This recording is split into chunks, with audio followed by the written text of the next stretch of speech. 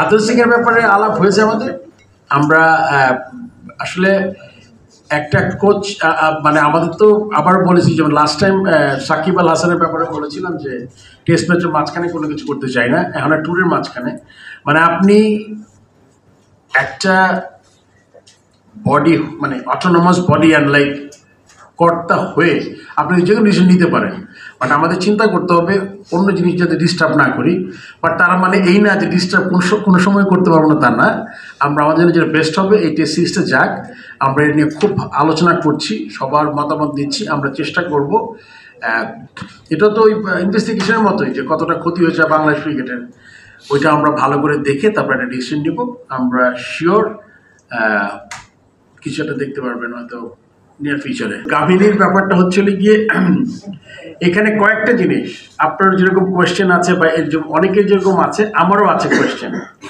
But অনেক ক্ষেত্রে হয় কি, মনে করেন আমরা যখন হোম সিরিজটা খেলি, let's say don't single out সবগুলো ম্যাচ, যেই ম্যাচগুলো মনে করেন বাংলাদেশ টিম খেলছে কোনো ফরেন টিমের সাথে, ওখানে শুধু এখানে কিন্তু গামিনী ইনভলভ না, over is year head coach বা ক্রিকেট অপারেশনসের চেয়ারম্যান, বা যারা একটু, আমি যেমন সিলেকশন কমিটির চেয়ারম্যান থাকতাম, এটা অবশ্য it's secret but everyone does it. আমি কিন্তু আমার টিমের স্ট্রেংথ অনুযায়ী চেষ্টা করতাম, নট ম্যানিপুলেশন, মানে আমার হোম অ্যাডভান্টেজটা নেওয়া যায় কিনা। এরকম ক্ষেত্রেও কিন্তু যদি কেউ স্লো উইকেট চায়, কেউ বাউন্স উইকেট চায়, এটা কিন্তু সে কিন্তু তার জন্য সব কিছু করা সম্ভব না।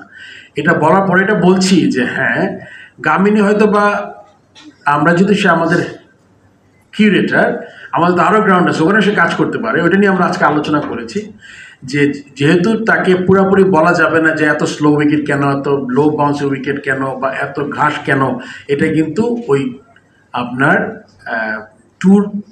ট্যুর বাই ট্যুর বেসিসে এটা ডিপেন্ড করে। আর আপনি বললেন যে যদি ইনভেস্টিগেশন কিছু করে পাওয়া যায় তাহলে কি বোর্ড কিছু করবে নাকি না, এটা আসলে আমার মনে হয় যে দুর্নীতি হয়, দুর্নীতি দমন কমিশন আছে, আই এম শিওর যে এটা হয়তো ইন্টারভিন করবে। বাট আমাদের ইনিশিয়াল দায়িত্ব হলো গিয়ে দুর্নীতি যে হয়েছে বা কী মাত্রা হয়েছে, কতটুকু হয়েছে, এটা ফাইন্ড আউট করা। ভুললে চলবে না। মনে হয়েছে আমি অনেকদিন প্রেসিডেন্ট, আসলে 7 দিন হয়েছে আজকে, today is the 7th day. হ্যাঁ, so you have to be patient a little bit, আমাকে সময় দিতে হবে।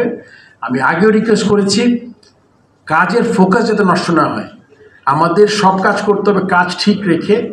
যেই অসফলতা, যেই দুর্নীতি, যেই খারাপ কাজ হয়েছে ওগুলো আমরা সরাবো, তার সাথে ক্রিকেটের ইমপ্রুভমেন্টের জন্য কাজ করব। সো আমি সব বন্ধ করে আমি একদিকে যেতে পারবো না।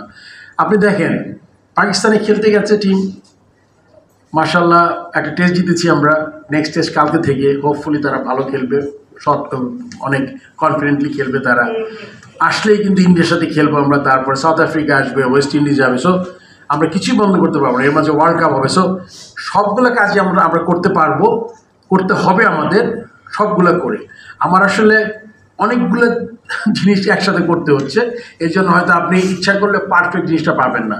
প্রবাবলি কোশ্চেন করতে পারবেন আপনি আমাকে আজ থেকে, যদি আমি 6 মাস 8 মাস বা 1 বছর পরে যদি হয়, তখন আপনি বলতে পারেন যে উই ক্যানট সি এনিথিং, কোথায় যাচ্ছে।